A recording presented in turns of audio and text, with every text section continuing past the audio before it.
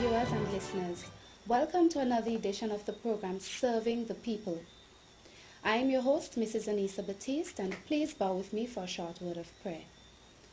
Loving Father in heaven, please help us to know the truth and nothing but the truth as we explore the issues concerning the people. In Jesus' holy name, amen.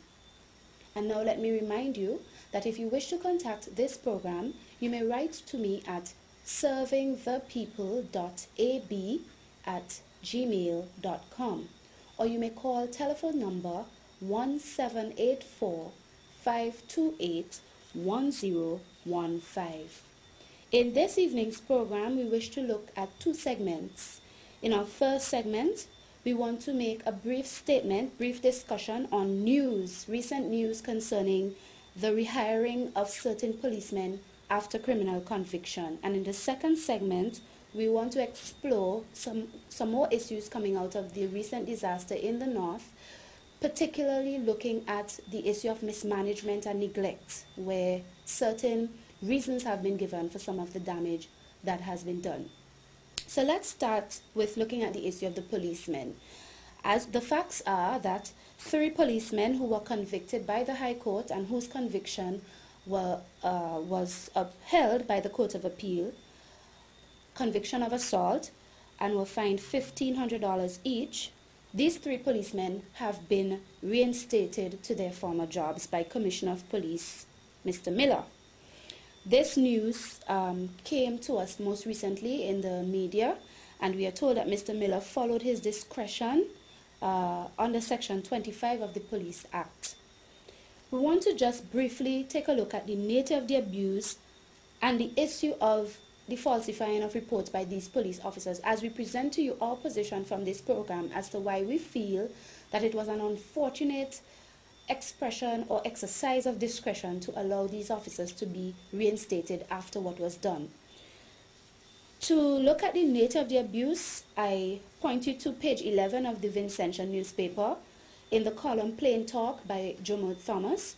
Mr. Thomas was legal representative for one of the young men who were assaulted, and he had certain things to say which I consider it very important to point out for us to really understand what was the nature of abuse suffered by these young men. I am quoting from his column Plain Talk, and I'm quoting about 2 paragraphs. It says here, testifying in the assault trial last year, Jackson, which is one of the young men who were assaulted, told the court that Officer Ballantyne gun-butted his friend Cameron McDowell. So savage was the blow to McDowell's head, blood oozed from his ear. He fell to the ground and flattered like a fowl. The police, Jackson testified without contradiction, rushed McDowell to the bathroom and poured water on his head to revive him. Jackson further told the court of being beaten with a rubber hose by Quao, punched, kicked, and repeatedly slammed to the ground by other officers. Then the police concocted a story about Jackson falling downstairs. But as one of the 4 doctors who nursed Jackson back to health told the court, Jackson would have had to fall from a helicopter to sustain the kind of near-death injuries he suffered. End of quote. This is to give an idea, my dear people, of the kind of damage that was suffered by these victims of assault at the hands of 3 policemen. And these policemen, we are being told by Commissioner of Police, are being rehired because he indicated that they are among his better police officers. But that wasn't all. I want you to consider that Mr. Thomas also indicated that one of the children were in what you call a comatose, or was in a comatose state for about 7 days. He was in a coma. This is the nature of the abuse he suffered. Furthermore, the news also reported to us that these officers were also guilty of falsifying their reports. And for this, I want to refer to the story in the Searchlight newspaper. It was on the front page of the Searchlight newspaper of Friday, April 29th, 2011. Commissioner reinstates convicted police officers on the beat by Kenara Woods. And in this story, which continues on page 5, the following is said concerning the falsification of reports by these officers, and I quote, Officer Ballantyne, in his testimony at the trial, admitted to the court that he had given 2 different statements in the matter. He noted that the first was a random report and the second was under oath. He further stated that although he took the oath to speak the truth, he said things that were untrue, even though he knew it is an offense to do so. James, that's another of the officers, also admitted that he had lied about a statement that he wrote on November 21st, 2008. He told the court he had lied to Assistant Superintendent of Police Willisford Caesar because the report was written 3 days after he was asked to write it, and he had written something that was untrue. End of quote. Here we have facts that show us that the officers, in this case Ballantyne and James, both admitted to lying about their reports, even though in the case of Ballantyne, he knew that it was an offense to lie under oath. Now, these are serious offenses and serious issues pertaining to police officers, persons who are there to protect and serve and to uphold the law, confessing that they lied and lied to a court, lied making up stories to try to hide their guilt concerning their abuse of this young man. And yet, these are the very officers that the Commissioner of Police is telling us are among his better officers, and therefore he exercises discretion to re-employ them. But I ask the question, serving the people asks the question, how could they be among your better officers when they brutalize helpless young children? When someone goes into police custody, my dear people, and they go in healthy, as the doctors indicated, that there was no reason to believe that this young man had ill health before. When they go into police custody for whatever reason, and they go in there healthy, they must not leave hurt and abused and brutalized and having to be in a coma in the hospital for 7 days, and all a police gets is a slap of assault on his hand and he goes back into his job like that, like nothing happened and nobody's business. This is crazy. This is wrong. This is unacceptable. Where is the justice? I fear that in this particular case, the justice system has failed us. In the first place, in our opinion here at Serving the People, the conviction should have been graver. Listen to the details of what was done to these children. This should have been more like wounding resulting in grievous bodily harm, and not just assault where they were charged a mere $1,500 per person or 6 months in prison. This should have been a heavier sentence, a heavier charge with a heavier sentence, based on the nature of what was done to these children. And yet, we are told that these officers are being reinstated. What if a similar thing were to happen in the very near future? Will this be the precedent to follow? It is a bad precedent if so, my dear people, and this is what is likely to happen. And any kind of cries for protest and action, lawful action to protest against this decision would be more than justified. Because when you look at it, it shows serious, callous disregard for the right to life and the right to the protection of the person. And it should not be happening. It sends a terrible message. And I want us to also consider if this treatment would have been the same if this child or these children belonged to officials in high places. And I want to consider something that Jomo Thomas said in his article as well, where he questions that. And so he questions the justice and the equality of treatment in these situations. He said, and I quote, "I speak with scientific certainty in asserting that had Jackson been Gonzalez's son, Blazer's daughter, Miller's sister, the AG's child, or a sibling of the political or economic elite, these officers would have been doing jail time. They would never have been undercharged by police brass with assault. They would have had to answer to a more serious charge like wounding or inflicting grievous bodily harm." End of quote. And I tend to agree with him. Because when you consider what happens in this country, and this is our reality now, we see too often that persons who are in high places socially and who belong and are connected in some way with persons in high places are treated differently, even when they are guilty of wrong, treated differently than persons who perhaps are considered as nobodies, as Jomo himself suggests about the consideration of this young man, Jamark Jackson, and the other one. This is truly unfortunate, but this is the reality in our country today. And I am saying, with all due respect, that while these officers ought to have a chance to continue their lives and so on, in light of what has happened, the better thing would have been for the Commissioner of Police to exercise his discretion to dismiss them. How can we trust them to carry out their jobs of protecting and serve as officers of the law when they've confessed, in 2 cases at least, to falsifying reports? How can we trust them to do their jobs? This has serious implications for justice in this country. And I'm sad to say that that example has been a very poor one. It shows that justice is seriously under threat. But the issue of justice goes further, and we want to look now at the second segment in our program, where we consider the issue of government neglect and mismanagement. And I speak with particular reference to the issue of the recent floods that took place in the north and explanations that have been given for the cause or the causes of the flood, or I should say the damage that the flood caused. We noticed that there were many logs that came down, and these logs helped to damage property.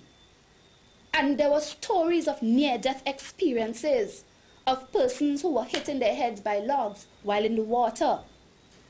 We even hear of a rescue mission where this lady from Caratal recently died a week after the disaster.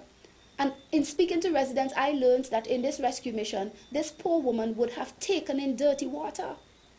It was dangerous to be in the homes because of where the water came in. But I want you all to listen to the Honorable Julian Francis, the Minister of Housing, and Technical Officer, Forestry Officer Joel Poyer in this clip speak about what they consider to be the reasons for a lot of the damage that were done. I want you to hear that they actually confess that it is because, in other words, it is because of the neglect of the government and their failure to clean up after Hurricane Thomas why a lot of those logs came down and caused so much damage. Take a look at this clip.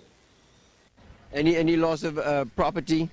Well, from our standpoint here, where we are at the present time, no loss of property, because it is rubbish and boulders from the river which would have came down and caused the vast amount of damage that we are seeing here presently.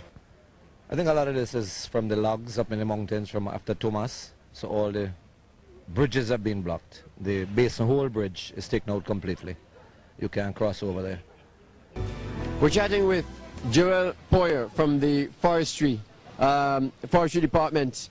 Joel, you have a serious story to tell. You say that this is just the tip of the iceberg and it can get worse. Tell us the history of this.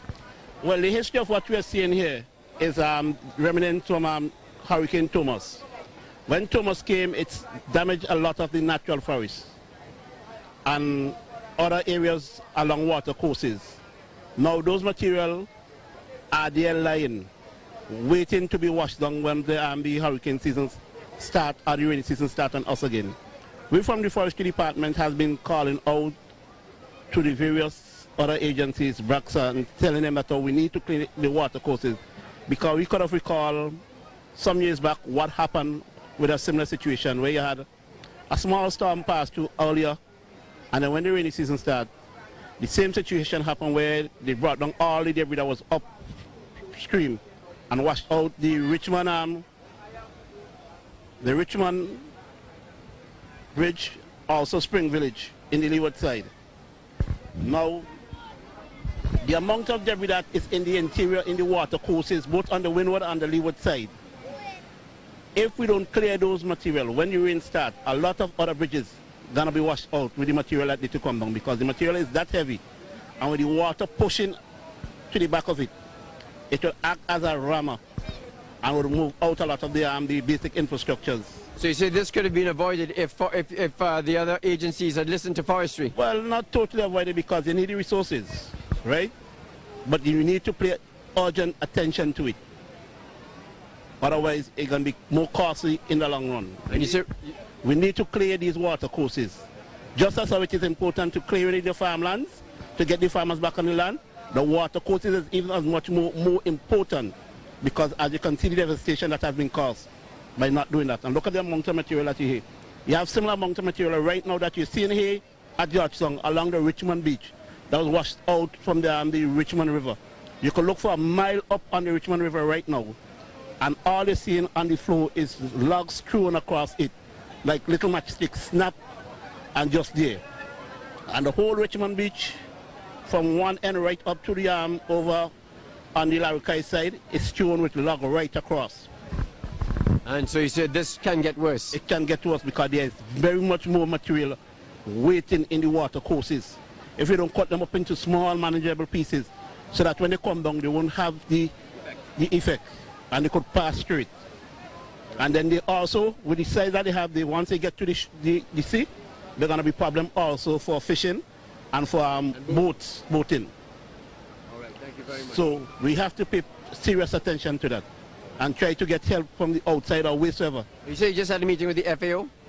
Well, FAO was here on a project that we have going on, and that was mentioned to them that we need assistance to clear the water courses. Yes, my dear people, did you hear those things? Did you listen to those confessions? Mr. Francis himself, the minister, seemed to so calmly confess that a lot of it is connected to Thomas, the logs that came down. And then you have the expert in his field, Mr. Poyer from the Forestry Division, telling us that there was warning to the relevant authorities because after Thomas, a lot of trees were falling in the waterways and the water areas. And they were just there, they were not cleaned up, they were not removed. He refers to previous experience where on a smaller scale a similar thing had happened. And so they had urged the necessity of removing those things from the path of the water. And he even warns that it could be worse in the future if immediate action is not taken. But what do we gather when the question was posed to him by Mr. Connell as to whether or not this thing could have been avoided based on what he was saying? He said, not totally, because there's the issue of resources. Well, even if you say there's the issue of resources, we have to hold somebody accountable. We have to ask ourselves, why was not the relevant prioritizing done to ensure that something as serious as that, which could have the potential damage, which we see it had, why was it not looked at with a matter of priority and urgency? As a result, people have suffered, and people are sick, and their property is damaged and destroyed today. And these are the experts speaking, not me making it up, my dear people. These are what the experts are saying. It means, therefore, that immediate attention needs to take place, especially in light of the early rains that seem to have been coming on here in this hurricane season coming up. I refer now to a bulletin that was issued on April 20th, 2011 by the National Hurricane Center in Miami. And it was entitled First Tropical Weather Bulletin of the 2011 hurricane season is issued. Imagine that. The hurricane season normally begins June 1st. But here we have, and the very report says, and I quote, "It is unusual to have a subtropical or tropical cyclone from this early in the year. The Atlantic hurricane season begins on June the 1st. But yet, the National Hurricane Center in Miami had issued a warning, a forecast concerning development that was taking place around the Puerto Rico area. And it was entitled a Special Tropical Weather Outlook. My dear people, it tells us, it indicates to us that perhaps we have a very active season coming up, and we see the rains have been coming in a period when it doesn't normally come, times and seasons are truly changing, even according to the Bible. And I am very concerned that a lot of people who still have not got assistance to clean up and to fix back after Thomas are now in danger's way. And they are suffering still. And then there are these people who have suffered from the flood. What is the government of this country doing? Why did they not take the advice from forestry concerning the cleaning up? And now people are suffering as a result.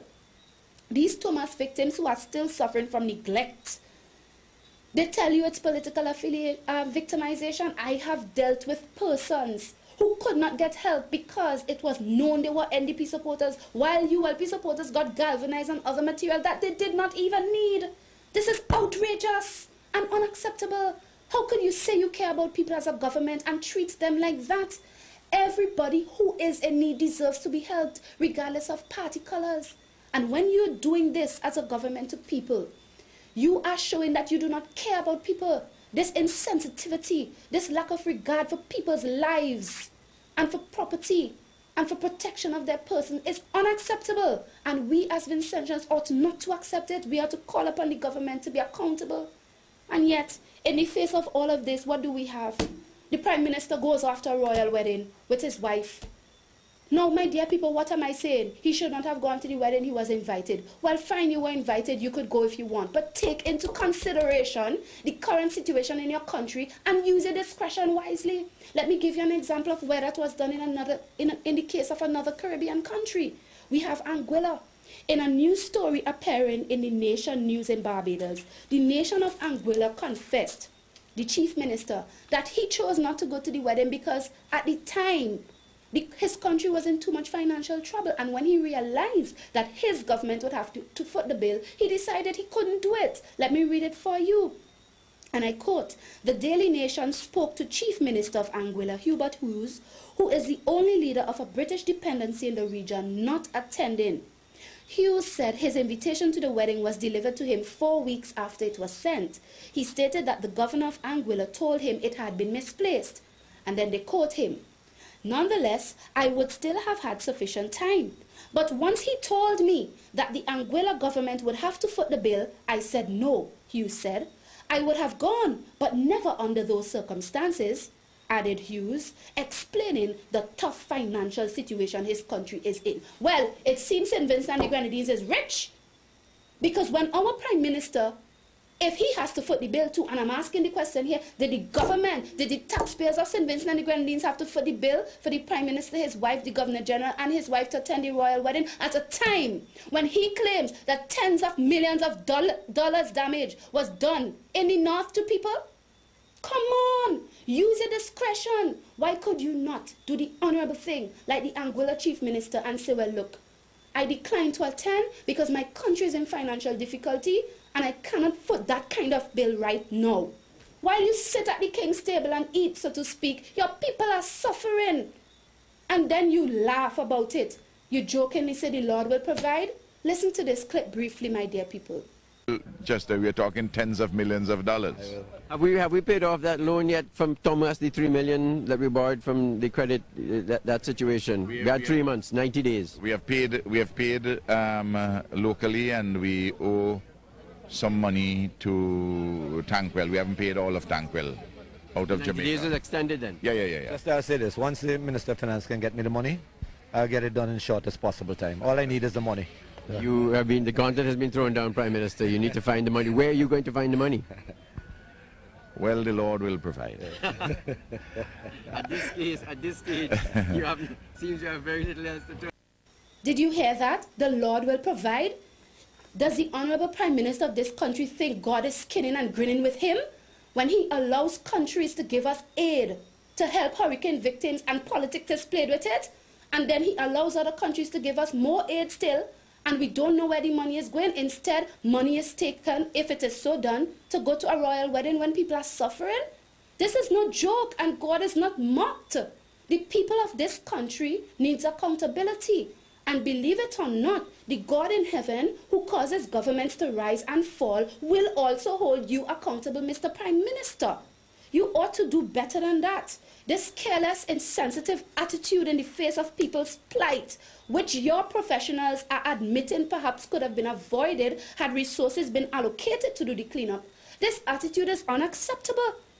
You, sir, are employed by taxpayers to manage their taxes. Choosing to attend a royal wedding when people are suffering from disaster that your government's neglect helped to cause is not good management at all.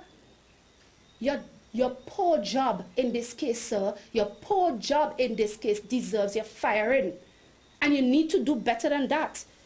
Are you aware that there are children in the north who go to the Georgetown Hospital, I'm told, almost every day with belly hurting and diarrhea because of drinking water that is not clean or that is not at its best? These are the kind of things that are happening. My dear people, I'm not lying on you. We want some answers. Did the government spend state money? Did the government spend taxpayers' money to go to that royal wedding at a hard time in the country like this? We need to know, and if so, how much? We hear on that last clip that you still owe the Jamaica company money for the loan you took to get material during the time of Thomas. How much have you paid? You say you've paid some. How much have you paid and how much remains to pay? What is the extension on the loan? Since we were told before it was a 90-day loan, 90-day credit. We need to know these things. You're accountable to us. And we need answers, and we need them urgently. No beating around the bush talk. Straight, plain answers and facts that we, the Vincentian people, can rely on. Because we put you there. I didn't vote for you, but people put you there to serve them, and that is what you ought to do by managing their monies properly. Not going off to some wedding when there's damage and danger and suffering in the country. People in this country are not pappy show with you, Mr. Prime Minister. We need the facts, we need accountability, and we need it plain and straight and truthfully. This is what your job is, to serve the people. And you better know that God is not mocked, and neither are we. Now, on a better note, thank God for the good Samaritans among Vincentians, locally and abroad, who've sent help. And I want to just show you a brief slideshow of pictures taken of a recent visit we made up to the north, where we handed out clothing and shoes and some food items to persons who were in need.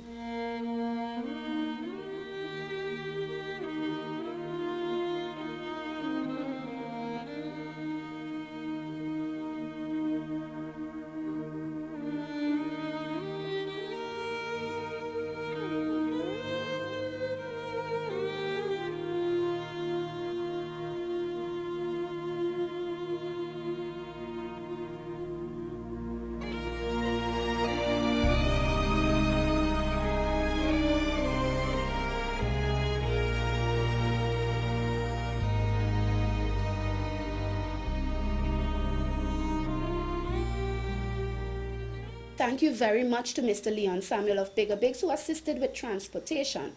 Hold on, my dear people, help will come. But please, the government, you need to do better. And you need to make some form of apology for your own officer's confession of the fact that your neglect helped to cause a lot of the suffering that is going on right now in the north. We demand it of you, and serving the people will truly continue to expose, to unearth, and to show the neglect and the mismanagement wherever it exists. Remember to call us at 528-1015 or write to me at servingthepeople.ab@gmail.com. Until our next program, remember, we're here for you, we care about you, we're very concerned, we love you, and we're very sorry for the suffering that many have faced. Governance is about serving the people, all of the people, regardless of political affiliation. Equal treatment, equal regard for everybody's rights. Please, remember, we are here for you. So call us and write to us by the number and the address on your screen. And until our next program, may God richly bless you. May God help you to endure all the difficulties. And may we as a people truly once and for all hold government accountable to us, because they are put there by us to serve all of us.